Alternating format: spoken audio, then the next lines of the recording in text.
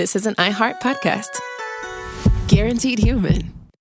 With no fees or minimums on checking accounts, it's no wonder that Capital One Bank Guy is so passionate about banking with Capital One. If he were here, he wouldn't just tell you about no fees or minimums. He'd also tell you about how Capital One cafes are open 7 days a week to assist with your banking needs. Yep, even on weekends. It's pretty much all he talks about, in a good way. What's in your wallet? Terms apply. See CapitalOne.com/bankguy. Capital One N.A., member FDIC. Work can be a little weird. Cringy training seminars, coworkers who won't stop talking about their plant, forgetting the mute button at an inopportune moment. We have to deal with a lot on any given workday. Sometimes it can feel hard to thrive and move forward in your career. Well, that's where LinkedIn comes in. LinkedIn helps you get ideas and insights from experts in your field, connect with people professionally, grow your network, and access tools designed to help you find the right fit for your next role. Whether you're just getting started, figuring out your next move, or looking to accelerate your career, LinkedIn is built to support you at every stage, because LinkedIn is the network that works for you. Visit linkedin.com/knowstuff to learn more. If you've ever been at home and wondered, Josh and Chuck, is it really worth going to see them perform live? The answer is a resounding yes. Yes. And if you live in Vancouver, BC, or anywhere near there, come on out to the Chance Center on Sunday, March 29th to see us and find out for yourself. And then the next night, if you live around Portland, Oregon, you can go to the Arlene Schnitzer Concert Hall, and we'll be there ready to go on Monday, March 30th. That's right. You can get all ticket information at sysklive.com. Welcome to Stuff You Should Know, a production of iHeartRadio's How Stuff Works.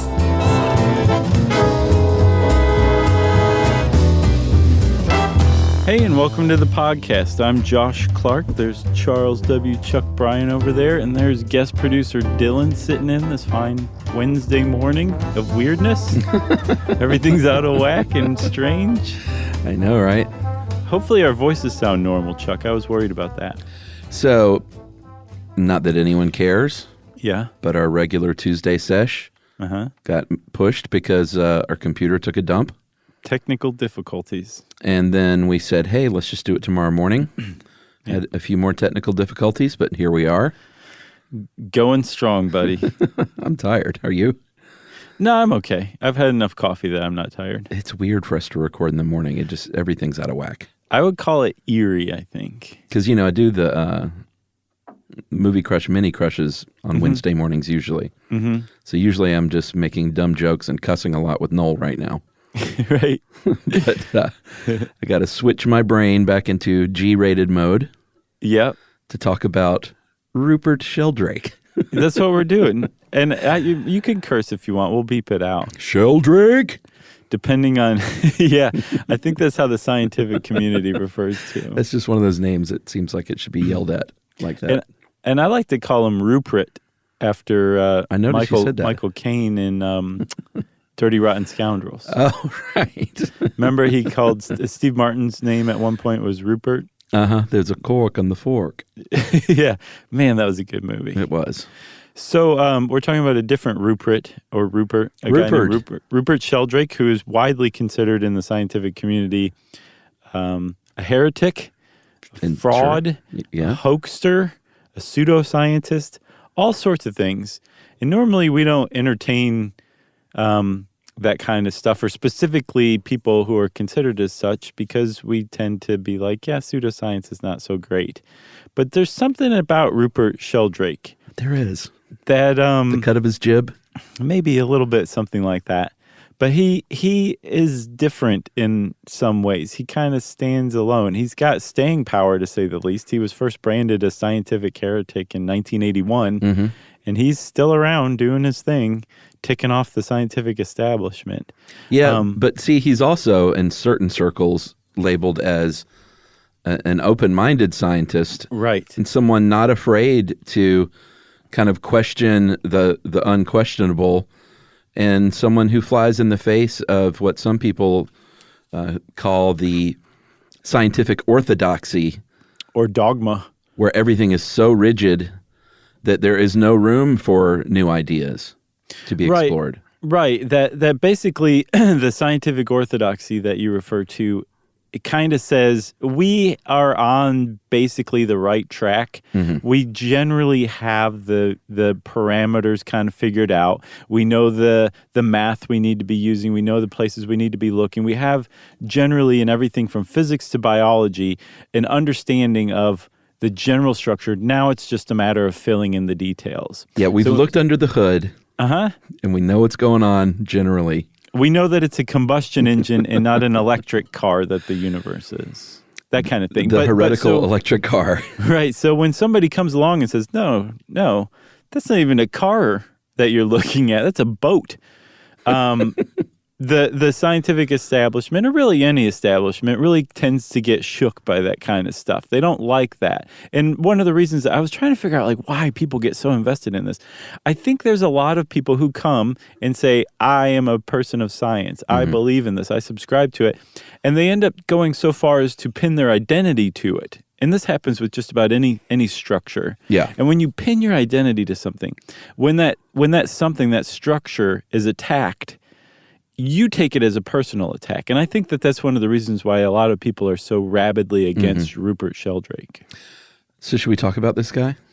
I think we should. I think, Chuck, we should explain one of the reasons why he has such staying power and what makes him different is that he is about as trained a scientist as a scientist can be. Yeah, and, as we move through this, you'll see that what makes him stand out from kind of other kooks is that he's very, very intelligent guy. He's not a kook. No. So that's why that's why certain people listen to him. One of the other things I really want to point out at the start of this, and this is what really differentiates him from a lot of people on the fringes today, is he's not an a-hole. He's very polite. He's very calm. He's very measured. He doesn't engage in ad hominem attacks against his critics. He engages with his critics. He's actually a very congenial person. Yeah. He's just on a different side of the coin from the scientific establishment in almost every respect. Yeah, and when I've read articles and interviews with other people from the establishment that have hung out with him and done experiments, they're all like, he's a really affable, kind of fun guy. Exactly. Even though when you look at him and when you hear Rupert Sheldrake, it doesn't scream fun and affable. No. But he is. Yeah. He's got a lampshade on his head 9/10 of the time. Oh, man. Can you imagine the lab parties? Beer bong. They get freaky. All right. So he started out his career kind of right down the middle science-wise. Went to Cambridge as an undergrad. He won a botany prize. The University Botany Prize. He then went to Harvard, studied philosophy. He studied the history of science. That was a big one. Went back to Cambridge. Yeah, apparently he's just like a savant when it comes to science history. Went back to Cambridge, got his PhD in biochemistry, and then a postdoc with the Royal Society in plant development and the aging of cells. So I think that's unassailable, unimpeachable. It really is. And had he just kind of continued along, this was largely in the 70s, had he just kind of continued along this path, he probably would have been a really widely respected, although pretty obscure plant scientist or biologist of some sort, just right? One of many. But one of the things that happened to him was he went to India and studied and lived at an ashram for about a year and a half. And apparently smoked a lot of hashish while he was there. Now, is that true or are you just goofing? The hashish part? Yeah. Oh, I'm just goofing. But surely he did, right? Surely. Yeah. But the thing is around this time, he elaborated on an idea that he'd had, that he learned about probably in his history of science classes, that science can't explain how you can take some cells that start out as like a seed or something like that, and that little seed grows into an oak tree. And that oak tree looks startlingly similar to other oak trees that you can dig up from 1,000 years ago, or imagine that they'll basically look like 1,000 years from now, or that are spread out on different continents. Science can't explain how morphology works, that how something becomes the thing that it is, and that resembles something else. And you say, well, it's genetics, like that's kind of the common thing. But here we get to that point where science is like, we've got the broad strokes, we just don't understand the details. And genetics can possibly be the thing that explains this later on, but we really have no idea how this stuff works because it's really, really intricate how something like that happens. Yeah, it's almost like Sheldrake was like Tom Hanks in Big in the boardroom when they're talking about the toys, and he's just like, I don't get it. Yeah. Like, because they'll say, oh, well, it's DNA. And he's like, yeah, but I don't get it. Like, how does a tulip become the tulip? Right. Well, it's DNA. Yeah, but that really doesn't explain it all. Well, it's DNA. We understand DNA. He's like, yeah, I don't get it. Yeah, and to him specifically, DNA is a chemical that dictates how other chemicals are produced, right? He thinks it's very overrated. He does, which that in and of itself is heretical. But it's pretty funny too. But it is. But with morphology, with how something takes the shape that it has eventually in its a mature state, there's a lot going on there. There's like little cells that have to set up and arrange in a certain pattern that later on down the road, after all these processes play out, will form another pattern. So there's basically planning. There's timing, like all of that process has to happen at just the right steps and just the right stages for that end result to be what it's supposed to be. There's differentiation of cells where one cell can produce a new cell and the new cell has totally different genes turned off or on that will allow it to specialize. And these are the things we don't understand what's guiding it.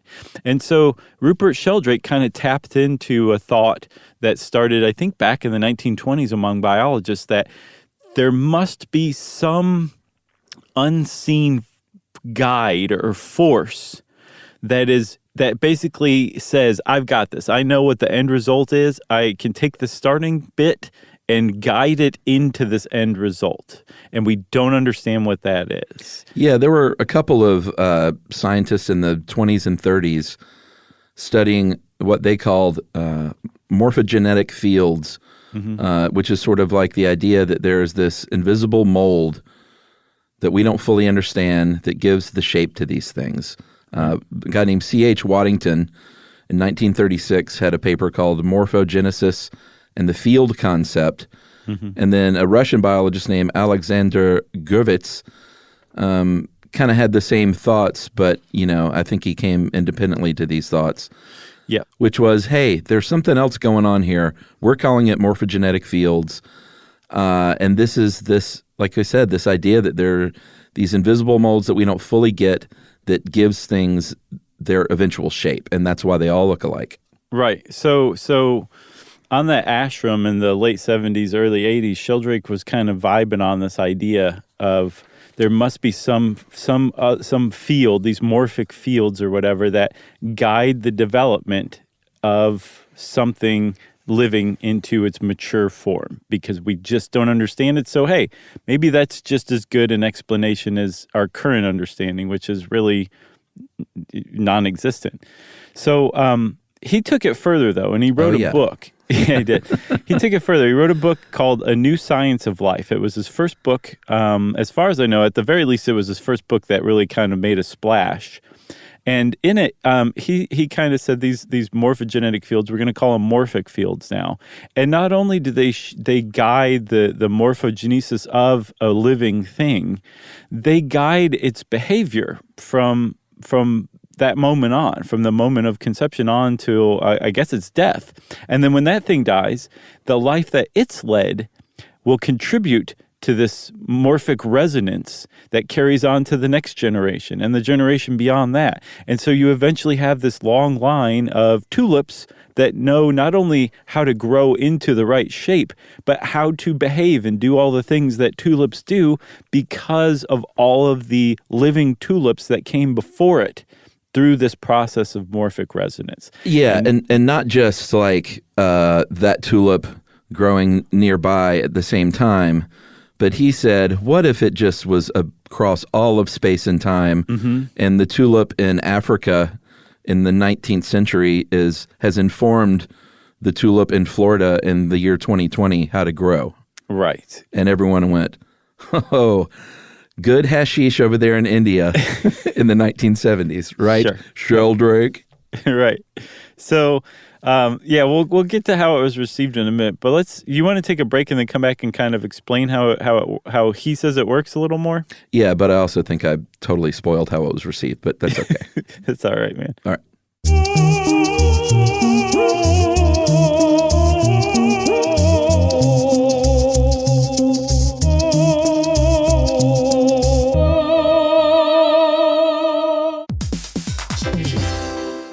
Hey everybody, we're here to talk to you about Wayfair, who believes that spaces should be functional, they should be comfortable, they should be well designed, and they can be well designed by you with their help. Your updated space should feel more comfortable, inviting, and practical for everyday use. And we're talking about outdoor seating. We're talking about grills. We're talking about major appliances. If you need storage solutions, Wayfair can help you out. Patio lighting, rugs, decor. It is your one-stop shop for home. Yeah, I mean, it's getting nice out, so it's time to think about living outdoors for the next few months. And Wayfair knows that outdoor furniture, it's heavy, it's intimidating to assemble. So Wayfair has stepped in and said, we're going to handle the hard part so you don't have to. That's right. You can shop Wayfair Verified, your shortcut to the good stuff. And that means their team of product specialists are going to vet everything by hand using a 10-point inspection, testing things like, quality materials, functionality and features, and even how long it takes to build that piece of furniture. And the overall experience save time, reduce hassle, and improved convenience. Patio season is here, and these deals won't last. So head to wayfair.com right now to get your outdoor space ready for way less. That's WAYFAIR.com.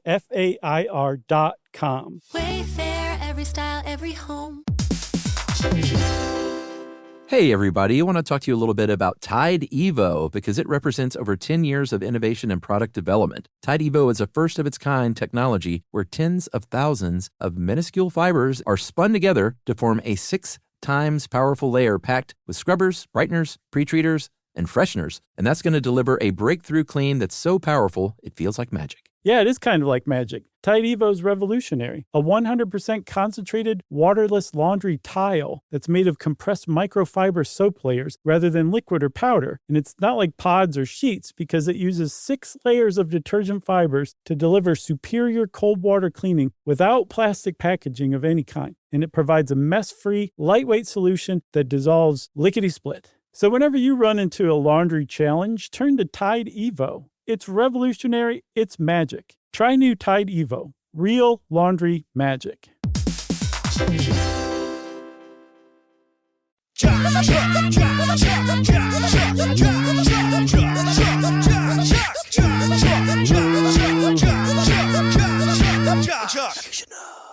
Okay, so we're at the point where Rupert Sheldrake has published his 1981 book, A New Science of Life. And in it, he's talking about this morphic resonance that basically says anything that self-organizes from a molecule to a giraffe knows how to take the shape or is guided by a process that shapes it called morphic fields. But even more than that, its behavior, its future behavior is shaped by these same morphic fields. All of the things that the giraffes that came before it learned and knew and saw and ate and figured out becomes this kind of body of consciousness that's passed along to every new giraffe that's born. Yeah, I think we should read this quote.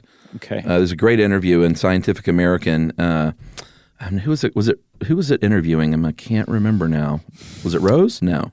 I'm not sure. It was a contemporary who was more traditional mainstream science, but he, again, was like, this Sheldrake guy, he's got something.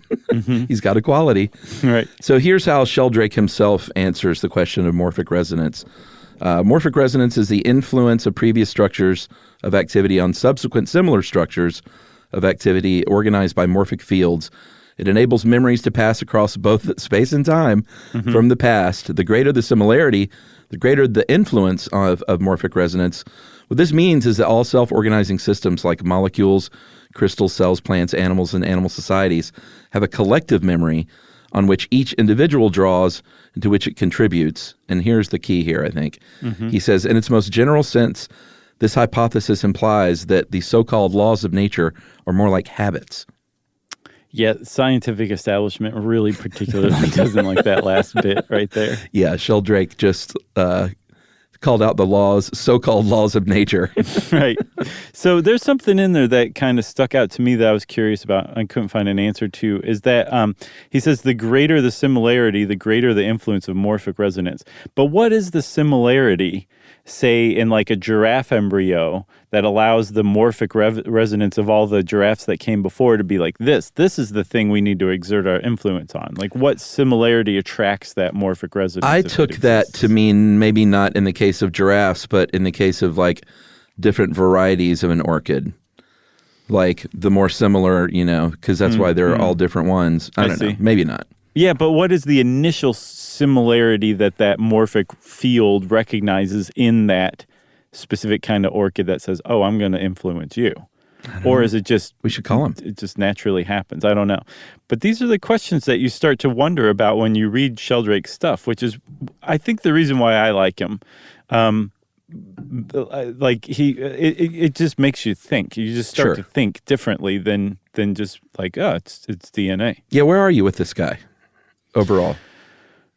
I am sympathetic to him because I admire that he has a tremendous amount of courage and willingness to take tons of flack, and I'm sure in this day and age, lots of hate and threats. I think that I am critical of the fact that he stopped publishing peer-reviewed papers all the way back in the mid-'80s. Yeah. That makes him currently less of a scientist and more a science communicator, but he's also kind of making up his own science too, so I don't know if he qualifies as a science communicator, but I generally like him and I appreciate the role that he plays in this with science. What about you? I'm kind of with you there. I admire his chutzpah because I don't think that he is a charlatan out just to make money selling books like some people think. Yeah, I don't either. I think he's a really smart guy who has given his whole life to deep thought and research on this stuff. And I read some of it and I think he may be onto something. I read other stuff and I think this sounds like magic. Right. And we are men of science. Yes. We are podcasters. Yeah, right. But we have always, roundly sided with the scientific method as sort of the baseline. And if you can't satisfy the scientific method, then we typically kind of poo-poo it. But there's something, again, about the way he's gone about it that just doesn't seem like he's just some wacko out there making stuff up. Yeah, and I think he also kind of tunes into something that I dislike, which is, he's really critical and really challenges, hardened dogma of a lot of the scientific community where it's like, this is just how it is. Well, why? Yeah. Well, I don't know, but I was taught that, but that's just how it is. And stop questioning it. And I really dislike that. And I like him that he challenges that as well. Yeah, there's a rigidity in science that turns us both off, I think. So turned off right now. I was going to make a joke, but I'm not going there because I'm in the mini crush mode. So right on. keep it in SYSK mode. All right, so let's look at a few examples of claims that he makes about things that he thinks morphic resonance might explain in nature, specifically with animal behaviors. He says things like fish schooling, butterflies, monarchs flying thousands of miles to the same place, homing pigeons, termites in Africa that are blind that build, a 10-foot tall nest with ventilation structures. He said all this stuff, or more importantly, we'll look at this a little closer in a minute, a dog and their owner and a dog anticipating their owner's return, even though it might vary on what time that happens. Right. Like the sense that the dog knows and is waiting by the door. He thinks that's all explained by morphic resonance. Yeah, and I mean, like it's curious in that, how does a bee know after it makes that wax ring in a honeycomb? How does it know to melt it into a polygon shape rather than just a circle? Or like those termites, like why does a termite nest look almost identical to other termite nests? DNA. Yeah, exactly. Like there's a lot of behaviors that we can't quite explain that if you do kind of buy into this morphic resonance idea, you could say, well, that's actually really, really interesting. Now, and this is a real good criticism of morphic resonance, is you could also just as equally say magic or God or whatever. No one's proven that morphic resonance exists. This is just Sheldrake saying, here's good examples of what I'm talking about, this morphic resonance stuff. Yeah, and this is kind of important too. He talks about the fact that humans are not as sensitive to this because, and this is where he kind of got me a little bit thinking. He says, we're so distracted by technology and we don't need collective memory of past humans to survive anymore. So that's why we can't really sense these fields. And I kind of disagree with that in some ways. Like, I think if it does exist, it still survives in humans and things like, think about how easily the average human can pick a snake out of the grass with peripheral vision. Right? I wasn't raised around snakes. My parents didn't drum it into my head to be really wary of all snakes. And yet I'm a pro at picking a snake out in the grass with my peripheral vision. Are you really? Sure. And it's been shown that people can like pick a gun out as quickly as they can pick out snakes and spiders. And we're really good at picking out snakes and spiders in our environment. And this would be a pretty good example of that, if you ask me. That is the most common descriptor, I think, when people say, what's Josh like? I'm always like, he drinks a lot of beverages, coffee, water, energy drinks. He's a hard worker, and man, you should see that guy pick a snake out of his peripheral vision. It's uncanny. It makes a gunshot ricochet sound. Like, I don't go for a walk in the woods without him anymore. Right? Sometimes you're nice and carry me on your back when I get tired. Man. So, here's a couple of things with human morphic resonance that this is where it gets a little wacky to me. He claims that a crossword puzzle is easier to complete later in the day because of all the other people that had solved it earlier in the day. And they are broadcasting this morphic resonance out into the universe, I guess. Yeah, just their general awareness of the answers. That gets a little wacky to me. Yeah, a little. The other one is not as wacky, is that feeling eyes in the back of your head, like you're being stared at. That's a thing. He says that's morphic fields. Yeah, that your morphic field extends beyond your head and that it's sensitive and is the first thing contacted by that person's stare, and it lets you know basically that you're being stared at. Yeah, this is where he's going in the right direction. Then I hear that and I think, oh boy, sounds a little wacky. I read another really good explanation for that, that it's a self-fulfilling thing where you, say you're in a library or whatever, and you get the sense that you're being stared at by somebody at a table behind you. And when you start to turn around, the movement of your head catches that person's attention. Interesting. And when you finally complete that turn, that person is looking at you. That makes sense, especially if you're like, for God's sake, and you turn around. Right, yeah. Then they're definitely going to look the next time you turn too, because they're keeping an eye on you. That's right. Or they're just looking for snakes. So, Charles, as you kind of said earlier, this has not all been very well received by the scientific community. To say the least. They tend to think of it as hokum, the fact that he doesn't publish peer-reviewed papers anymore and instead writes books directly to the public, the fact that they claim that his stuff isn't falsifiable, but if you read his explanations and descriptions, he's like, no, actually, this all is falsifiable, and I try to run experiments all the time. Sometimes it comes back with positive results. But they generally don't like the stuff that he's saying. And in particular, there was one guy who, looking back, made Rupert Sheldrake's career. And his name was Sir John Maddox.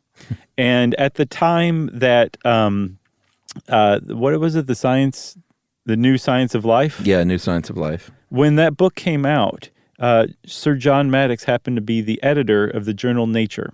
Nature and Science are the two most prestigious scientific peer-reviewed publications in the entire world. He's knighted, for God's sakes. And this guy, right, was the editor of that, and he got his hands on the New Science of Life and wrote not just a book review, an editorial about this book from the editors of Nature, claiming that it was an infuriating tract and that it was the best candidate for burning there has been for many years. Yeah, also this, in a 1994 interview, he said, Sheldrake is putting forward magic instead of science, and that can be condemned in exactly the language that the Pope used to condemn Galileo for the same reason. It is heresy. Right. So if you were curious about how Sir John Maddox felt about the dogma of science, the fact that he used the word heresy kind of says it all, right? And this was 13 years after that first and review. Invoked the Pope. Yeah, he was doubling down on this. And he didn't mention that it turned out Galileo was right, even though he positioned himself in science in the Pope position in this one. Burn. But the fact is, he used the word burning. He and his defenders later on will say, like, no, if you read the whole thing at the end, he says, no, we shouldn't be burning books. But he does say that hadn't been a better candidate for burning. But if we were to burn books, this would be the first one on the pile. Right. And so that, from that point on, Rupert Sheldrake's publishers are like, we'll be using that on the dust jacket of every edition of this from now on. And it made his career. He went from somebody who might have never been anybody to the premier heretic of science, thanks to that dusty old crotch, Sir John Maddox. Yeah, here's dusty old crotch. Yeah, I'm not a big fan of him. Oh, man. Or anybody who suggests we should burn books. So here's another quote from another professor of biology at University College London, Lewis Wolpert. Morphic resonance is rubbish. It is unmitigated junk and a great insult to the people who do real work in the field.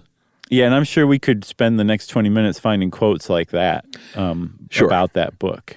Yeah, and Sheldrake's response has always been, he'll go back at people for sure, but not in a sort of a poopy pants way. Right. He basically is like, in any idea that doesn't conform to this religion of science is denounced. And he said it's closed-minded. It's a closed-minded system. It goes against the nature of what science is, which should be discovery and investigating hypotheses, and the fact that they are valid until they're proven or disproven by experimenting. So get off my back with your dusty crotch. And in fact, some scientists in the field, or in a number of fields, have kind of come to Sheldrake's defense. Not so much that they've criticized John Maddox. I get the impression that you don't criticize Sir John. He was the editor of unless Nature. You're Josh Clark. For goodness sake. Right, yeah. Well, I'm not a scientist. I've got no skin in this game. But they came to Sheldrake's defense in that they said, okay, if you're saying these are falsifiable, let's do some experimentation. Let's take this to the point you're putting it at, and let's apply the scientific method to this. Yeah, here, smoke this hash. Right. No, Sheldrake said that to them. Like, okay, for the data to make sense, you got to smoke this first. That's right. And they went, oh, okay. That explains right everything. now, I got it. But that's why everybody likes to hang out with him. Because he's got the good stuff. Right. All right. So should we talk about a little bit about what he claims and what he's tried to prove? Yeah, because so again, like he's run these experiments, but I just want to say there have been a few people who've come up and been like, that was BS what Sir John said. We shouldn't be burning books.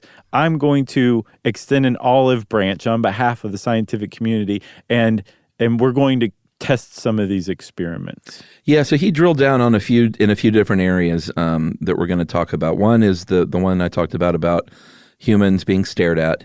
The other is the dogs anticipating their owner's return. Right. Basically, human-dog telepathy. Right.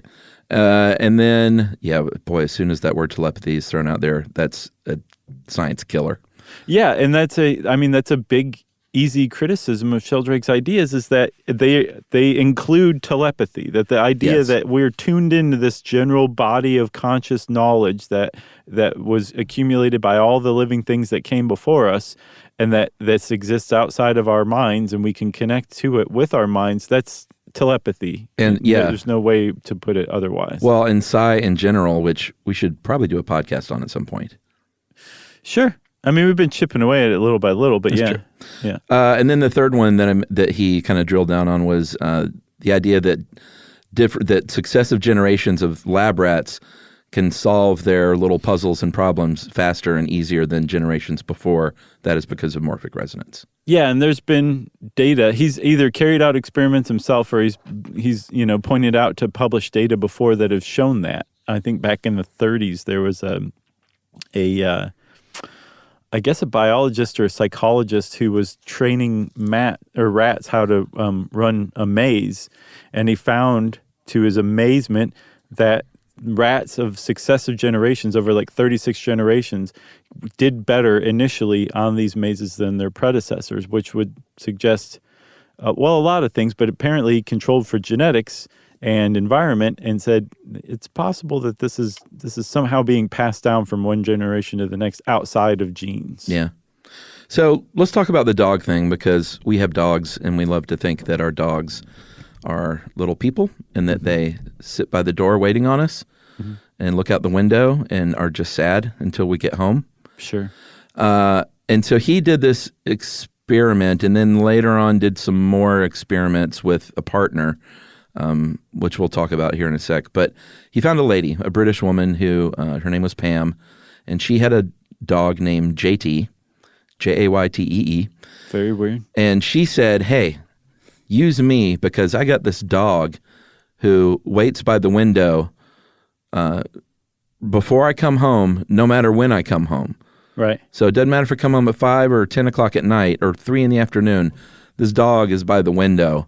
So I think there's some telepathy going on. And Sheldrake said, well, step right up and let's see what's going on here.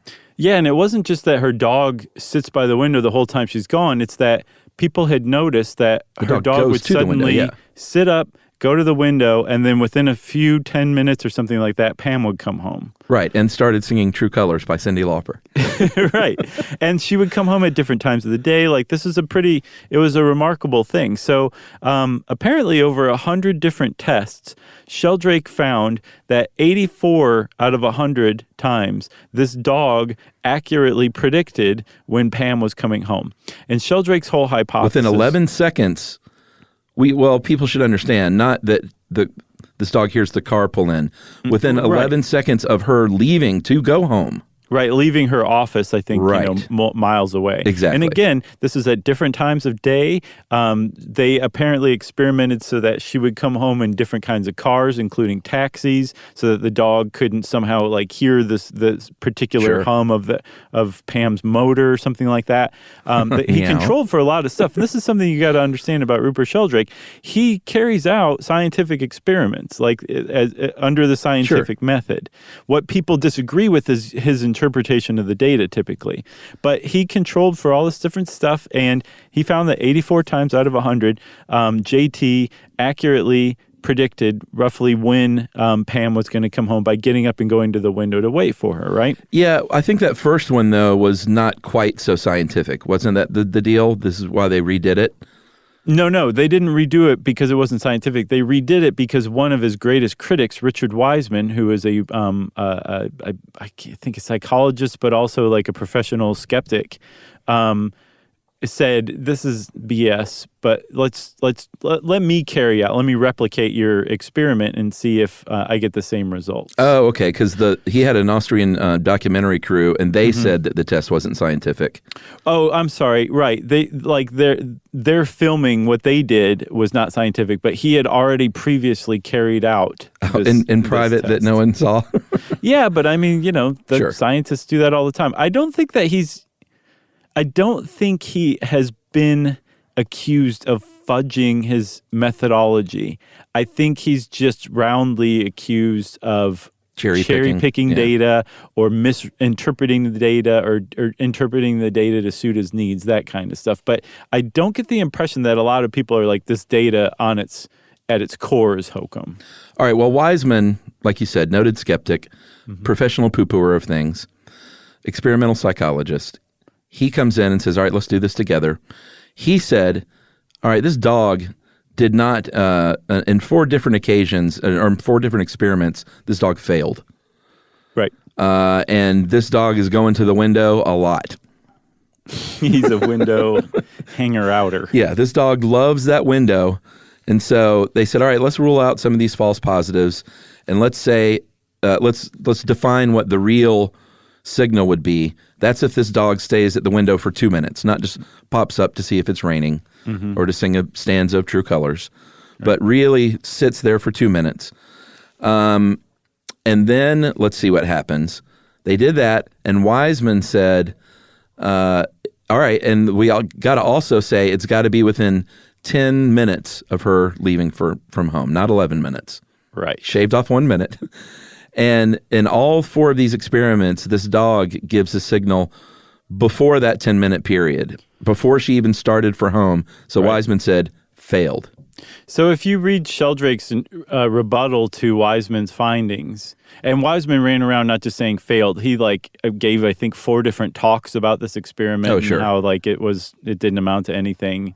And so Sheldrake responded to it, and he was like, well, this 2-minute duration was an arbitrary signal that you came up with. That wasn't part of my original methodology. And then also in, I think, all 4 of those experiments, or maybe all 4, so the dog went to the window early, and then afterward, if he went to the window again, which apparently he did, to wait for Pam, that was thrown out because he'd already gone to the window before. He was like, well, I never said the dog only went to the window when Pam was coming home. I just said he would go to the window to wait for Pam, within some certain time frame of her leaving. And apparently the dog continued to do this, but it wasn't included in these tests because he had already gone to the window. So it's really detailed, and you can read it yourself if you want to, but he has a good explanation for why Wiseman's interpretation of the data was, or his methodology was flawed.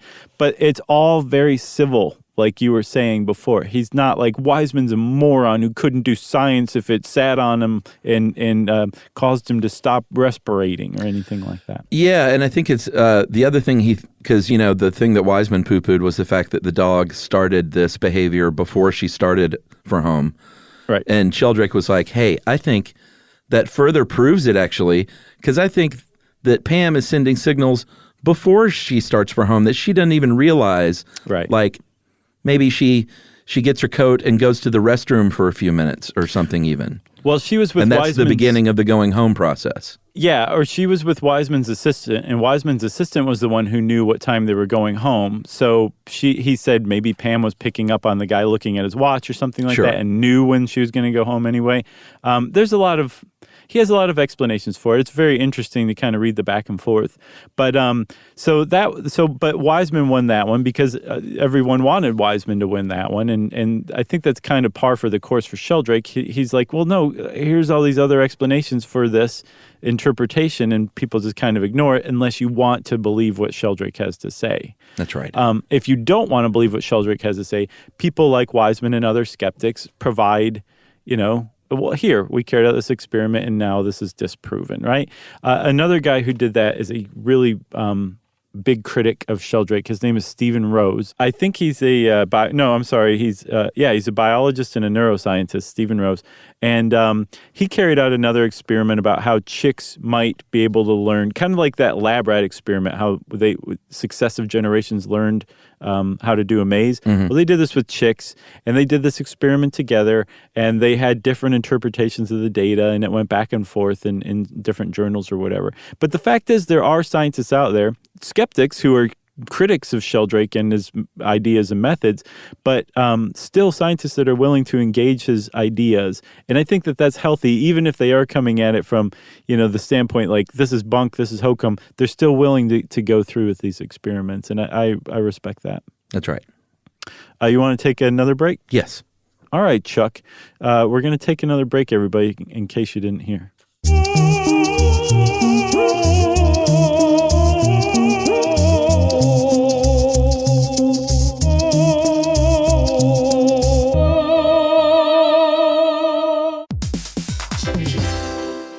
Hey, everybody. I want to talk to you a little bit about Tide Evo because it represents over 10 years of innovation and product development. Tide Evo is a first-of-its-kind technology where tens of thousands of minuscule fibers are spun together to form a 6 times powerful layer packed with scrubbers, brighteners, pre-treaters, and fresheners. And that's going to deliver a breakthrough clean that's so powerful, it feels like magic. Yeah, it is kind of like magic. Tide Evo is revolutionary. A 100% concentrated, waterless laundry tile that's made of compressed microfiber soap layers rather than liquid or powder. And it's not like pods or sheets because it uses 6 layers of detergent fibers to deliver superior cold water cleaning without plastic packaging of any kind. And it provides a mess-free, lightweight solution that dissolves lickety-split. So whenever you run into a laundry challenge, turn to Tide Evo. It's revolutionary. It's magic. Try new Tide Evo. Real laundry magic.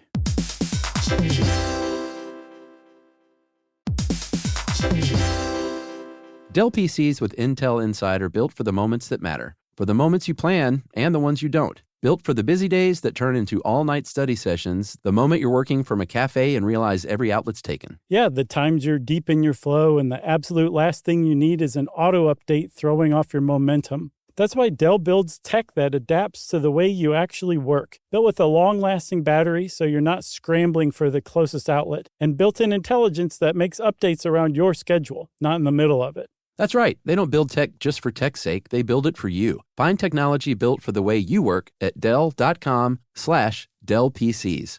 Built for you.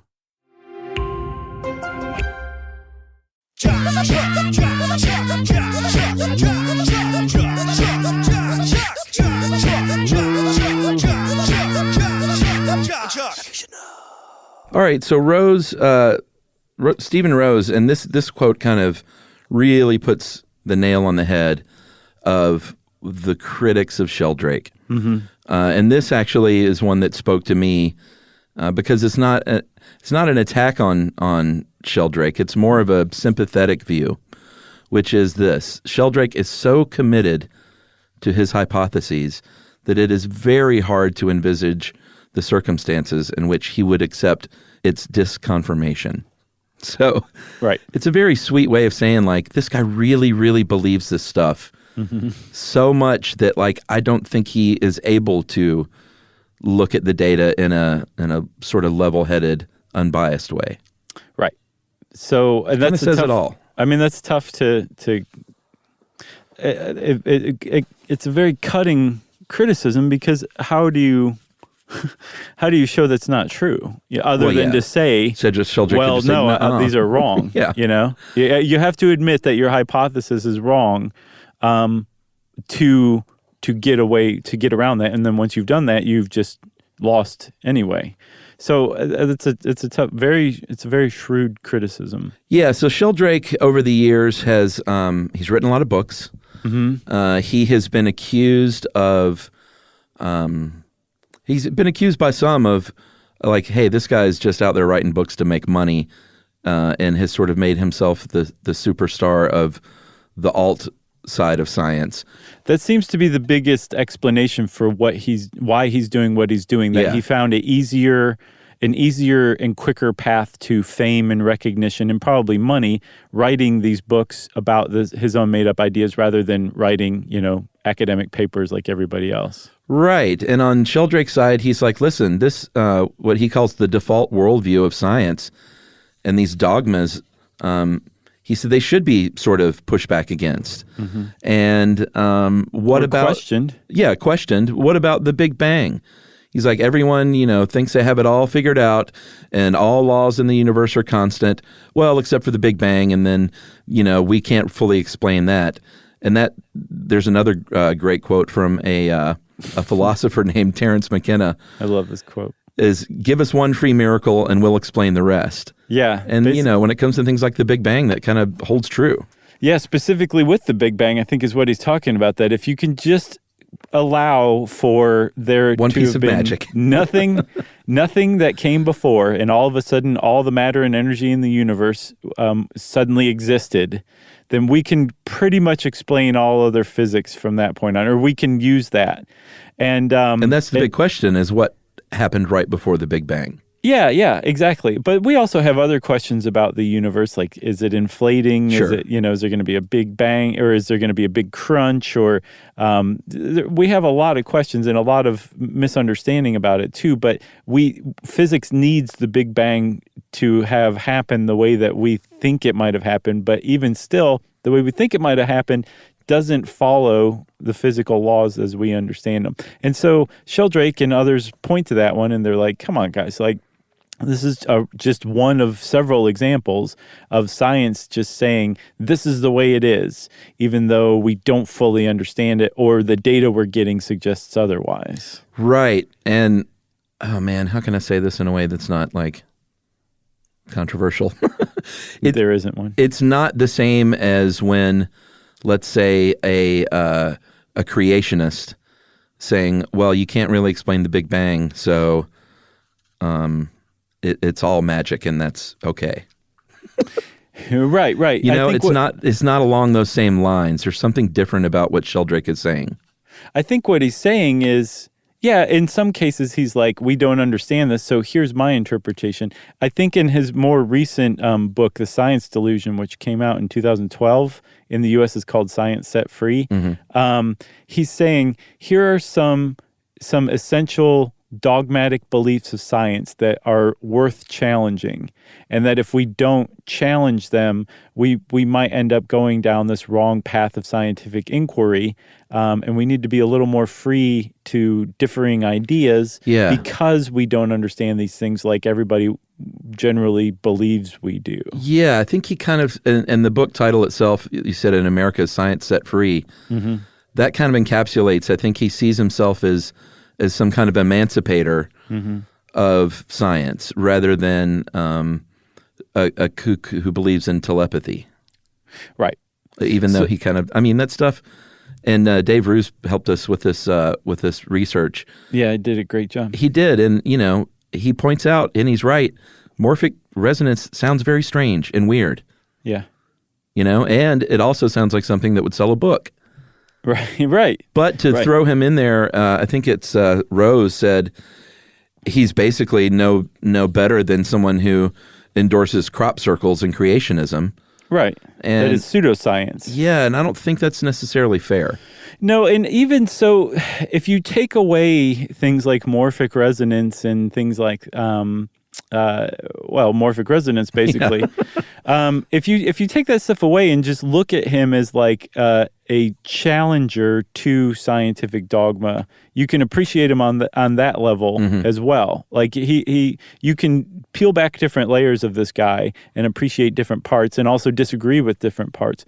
But so in his most recent one, The Science Delusion, he basically says, here are some things that science believes that we shouldn't necessarily believe, like that matter is unconscious. And there are people out there, including physicists, who are like, you know, if consciousness were just a property of all matter, and that the more matter you put together, the more sophisticated consciousness you got, that would explain a lot of stuff, including human consciousness. That's just an emergent property of all these particles that came together to form human beings.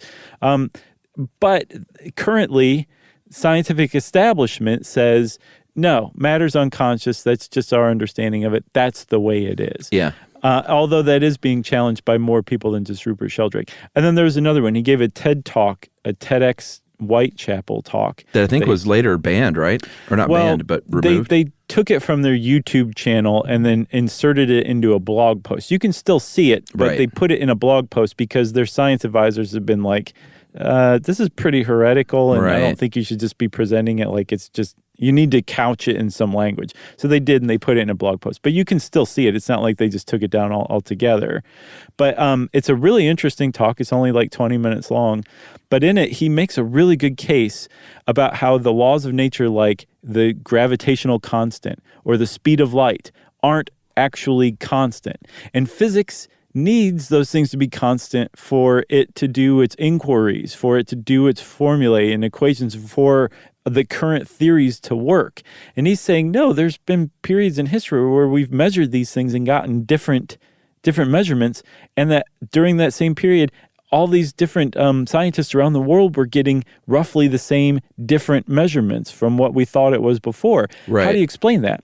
And I think that point is really important, because if something like the speed of light does change, and understanding that it does and how it does could give us an even greater understanding of physics. And that right there, I think, is the greatest role that Rupert Sheldrake plays, is to say, no, stop looking at it through this lens. This lens is possibly incorrect. At the very least, don't burn all your old stuff. Don't throw it away, but just step to the side and approach it from a different way just to see if that's the truth. And if it is the truth, then we'll have a greater understanding of how things actually work. Yeah, because the unexplainable are only unexplainable until they can be explained. You're right. And well done, Chuck. Various points throughout history, there were a lot of claims that things were unexplainable until they figured it out. Yep. And again, we're not touting pseudoscience here because we have a pretty good track record of roundly siding on the side of science. Yes, and expertise too. Like we both have a tremendous amount of respect for expertise, and people who go study things for years and years and years and apply themselves to that understanding that one thing. That's an expert, and they should generally be listened to. That's right. And Sheldrake has proven himself out enough to be listened to. I think he's not aliens, man. Right. Whoever that guy was. Yeah. So make up your own mind. Go read about him. Go read both sides about him if you're interested in this. Don't just listen to us. Like, he's definitely one of those people you should make your own mind up. And if you disagree, great. If you agree, fantastic. We just kind of admire thinkers like that. That's right. You got anything else? I got nothing else. Rupert Sheldrake. That was it. If you want to know more about him, go read. Go read his books. Go do what you want. And in the meantime, since I say go do what you want, it's time for listener mail. Yeah, this one is a little long, but this was a firsthand account from the Iowa caucus. So I thought it bared reading. This is from Lauren, a student at University of Iowa, participated in her first Iowa caucus. She said, I went last. Well, she did say that. I went because it's such a big deal here, and since I'm graduating, I thought it might be my only chance. However, this week's events, it's looking like it may be the last time anyone is going to participate.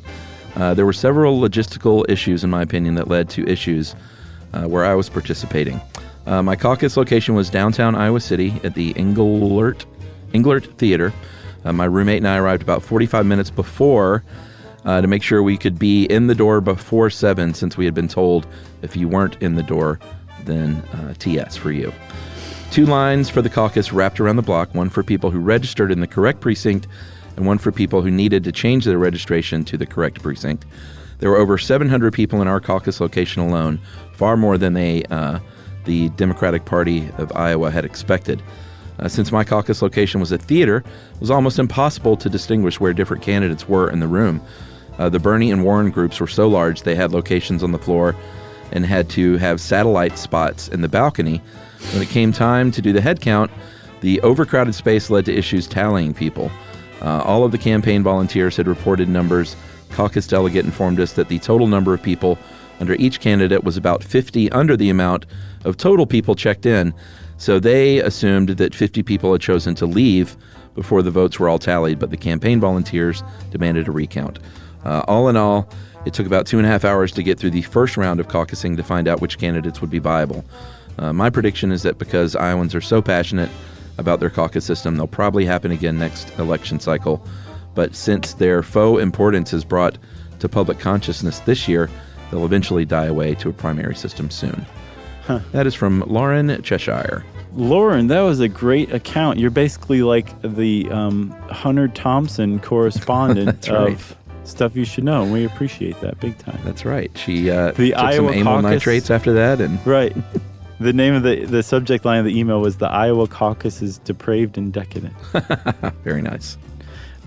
So if you want to get in touch with us to let us know something that's going on in your neck of the woods, well, we want to hear about it. You can go on to stuffyoushouldknow.com. Don't know why you would want to these days. Instead, just send us an email.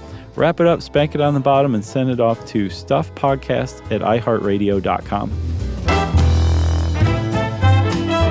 Stuff You Should Know is a production of iHeartRadio's How Stuff Works. For more podcasts from iHeartRadio, visit the iHeartRadio app, Apple Podcasts, or wherever you listen to your favorite shows.